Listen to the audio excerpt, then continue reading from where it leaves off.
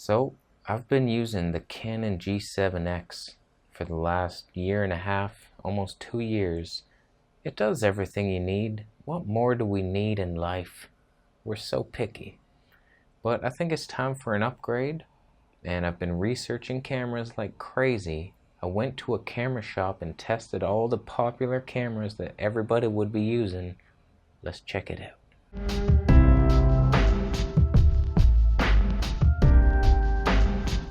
So I'm going to show you a bunch of footage captured from these specific cameras, and you're going to tell me down below which camera looks best, which one should I buy. Help me out here. But before we do that, I just want to say something. If you're looking for a camera, you have to ask yourself what you're going to be shooting it for. This is so important. We get caught up in the specs and think we need, oh, the ultimate full frame camera, that's the best one. I need that. Are you filming in a dungeon? Then you probably don't need the Sony A7S II, the best low light camera on earth. If you have lights, why do you need that? You don't need the high ISO, fuck all that shit. So ask yourself what you're doing. Are you vlogging? If you're holding handheld shit, you're a shaky motherfucker, you drinking 8 cups of coffee before noon, then you need some image stabilization in the body. Don't even look at that Canon 80D. Don't even look at it. So I'm gonna show you some footage now. I tested the Panasonic G85.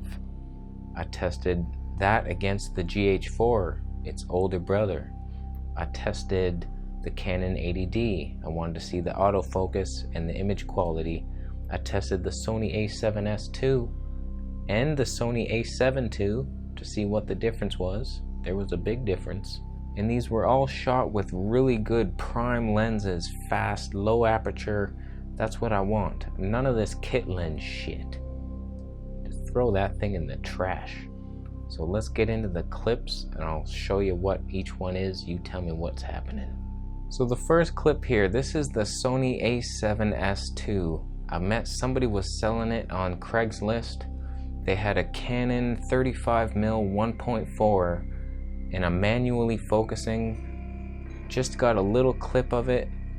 You can see the detail is the ultimate. Even though I don't know what the hell I'm doing with this camera, but it looked really good. The background was super blurry. That's what I want. I want that blurry background, damn it. So while that camera is the ultimate, it's the best camera, that's the camera Vegan Gains uses, has the best resolution, there's annoying things about it. It doesn't have that flip around screen. You can't see what you're doing. I was using a mirror on the table trying to focus myself and then get the right distance. Such a pain in the ass. So you have to ask yourself, is the ultimate image quality worth all this stupid fiddly shit? To me, that would be annoying. I'd have to get an external monitor and handheld. It wouldn't work. And the thing that put me over the line about not getting this camera, I saw a review. This guy's reviewing the Sony A7R II, which is very similar to that camera, versus the Canon 80D. He was testing the autofocus, and although the Sony A7R II looked far superior, 10 times sharper, better in every way, he looked 10 times older on that Sony camera than he did on the Canon. The Canon was softer, but he looked 10 years younger. And so I started asking myself, why do I want the ultimate resolution 4K looking at every zit on my face? So stupid. If you're filming nature, yeah, 4K is awesome. And you want the best resolution possible, but for me, I'm a health channel. I want to look better than I actually look in real life. So the highest resolution, not the best. So that first Sony A7S II clip was in 1080p and this one is in 4K. There's a slight difference. Not much though, really, because I have a 1080p monitor so I can't even see it. But really, that camera, you're dead to me. So moving to the camera shop now, I tested the Sony A7 II. It's not as good as the Sony A7S II. I had a 50mm 1.4 lens on that thing was huge and heavy. That's why it's shaky. Even with image stabilization, I couldn't keep that thing stable. So it had the nice blurry background, but it still had the no flip around screen. It didn't have any slow motion like the original Sony did. So I just figured, what's the point? Now I've been having this debate over getting a full frame camera or a smaller sensored camera, and I want that creamy background blur. Even though I'm doing green screen work a lot of the time, that ain't gonna matter a damn. But when I do my little vlogs in the kitchen or out around town, I want that creamy cinematic look. So I was wondering, could I get that look on a micro four thirds sensor camera? So let's test it out. This is gonna be the Panasonic G85. First I tested the 20mm f1.7 lens. So first I want to show you my camera, the Canon G7X. This is what it looked like in the shop. Background blur is pretty much non-existent. People in the background, you can see them as clear as you can see me. And that's what I don't like about this camera, so I'm looking to upgrade. So let's take a look at what the Panasonic looks like with a 20mm f1.7 lens. So here it is, a little bit more creamy background blur, but not much. It's just like a little bit better. And to me, I think that f1.7 is not low enough to get that cinematic look. It was okay, it was better than the G7X, but not by much. Then I noticed he had a 25mm 1.4 lens, so I tried that thing on, and the background was so much blurrier than that 20mm. So I was like, wow, look at that. It's got the cinematic look. It's just a lot closer to your face, and this is in 4K. All of this is still on the Panasonic G85, and 4K crops in even more. So even with a full extended arm, it's like right in your face. It's like right there. It's right there. Just for comparison, I used that same 25mm 1.4 lens on the GH4, and in my opinion, the image looks sharper, it's better, but it doesn't have image stabilization, so it's shaky. That's annoying. That is really annoying. So it wasn't worth it to me. If I'm going to be hand holding, you need that in-body image stabilization. It helps so much. And here's the GH4 in 4K.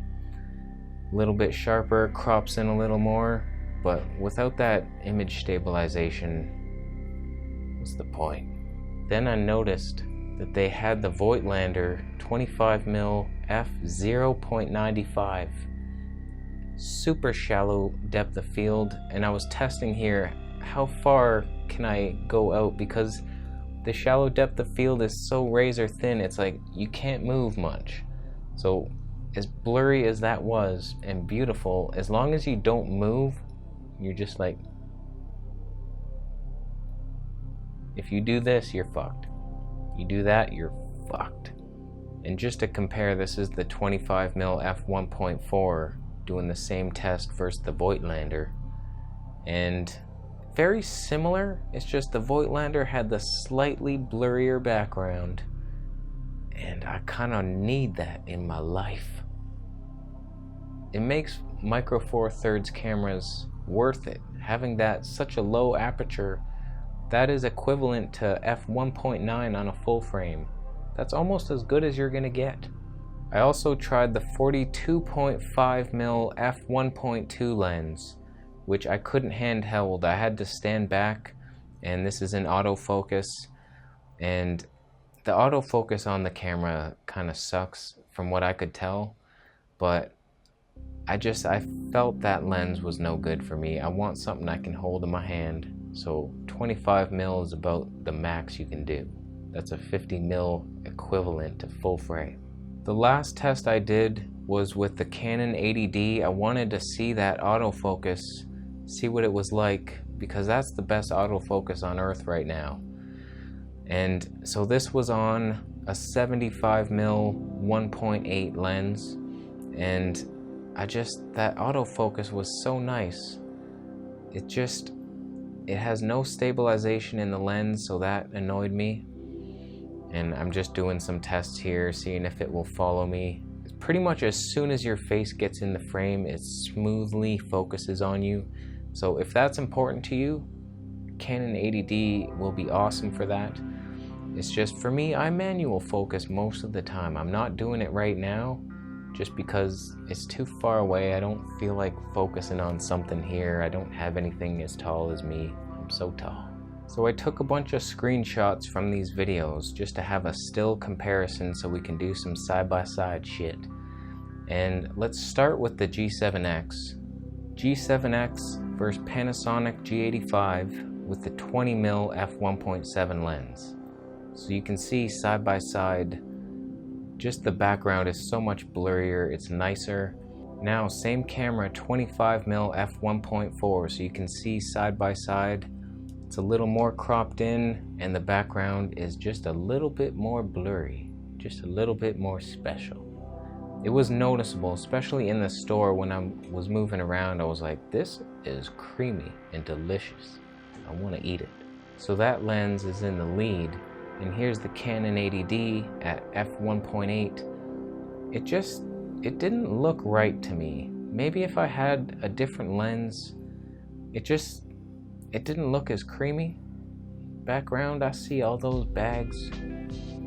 It wasn't as magical as that f1.4 for some reason.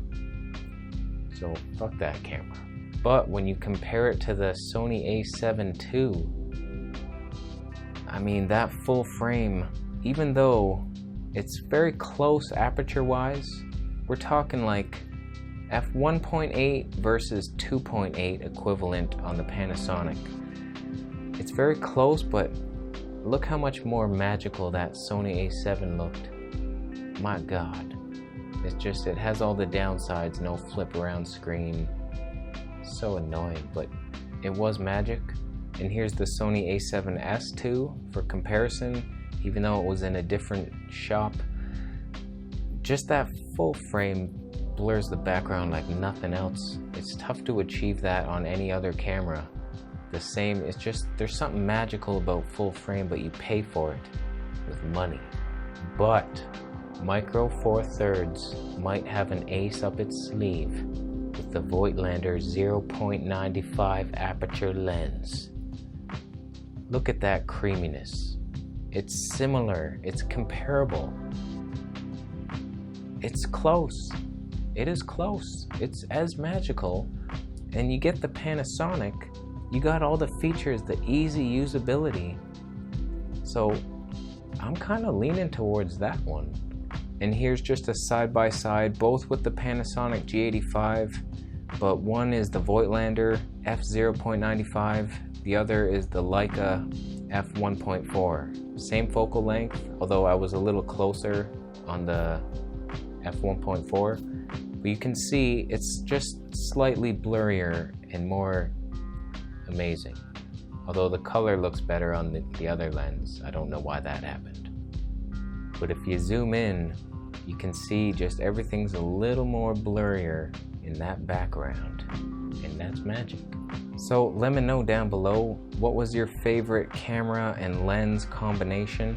I'm leaning towards that G85 with the f0.95 lens. And there's another lens, the Miticon, same basic lens, only it's smaller, lighter, and cheaper. I'm hoping it is as good quality. I haven't tested it, but if I can get that, I think that's as comparable as you're gonna get to a full frame camera.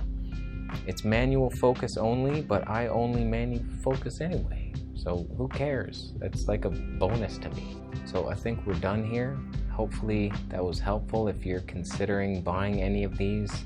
I know it wasn't the best test. Sometimes the backgrounds were different. I was in different sections of the store. I could have made it better with the same exact background, but I didn't. So you'll have to live with this. And tell me what you thought down below and recommend a good camera, because I want one. I don't need it. It's stupid because this one does everything. It's just it doesn't have the mic input and I gotta sync it separately.